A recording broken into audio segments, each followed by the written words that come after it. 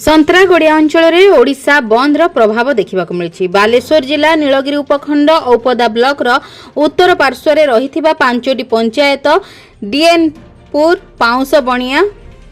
बाउंसबणिया श्यामसुंदरपुर कांडगरड़ी और ईश्वरपुर पंचायतर मध्य भाग में संतरागड़िया बजार रही बेले सकाळ 9 घटिका ठारू अवसरप्राप्त सेना कर्मचारी जोगेश्वर बेहरा नेतृत्व में भारतीय जातीय कांग्रेस सीपीआईएम दलर कर्मी माने स्कूल कॉलेज दुकान बजार को बंद रखापी नवेदन देखा मिलता।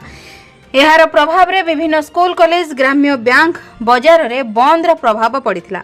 हड़तालकारी माने मिलित भाव में बिदु बजार पर्यंत समस्त अनुष्ठान मान को बंद रखापी नवेदन करुवा देखा मिलता। निजे जोगेश्वर बेहरा स्कूल छात्र छात्री एवं शिक्षक मान बुझाऊा बेले सौम्याश्री न्याय समस्त एक होगा नवेदन करने सहित शारीरिक और मानसिक भाव में निजक दृढ़ होगा परामर्श देते।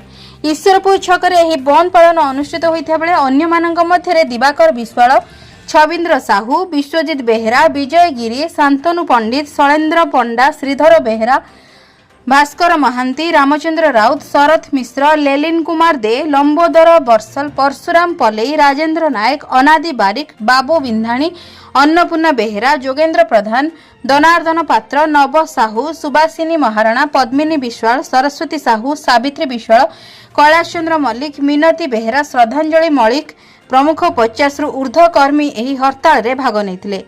नीलगिरी कपिल सामल का रिपोर्ट, जनाधिकार लाइव।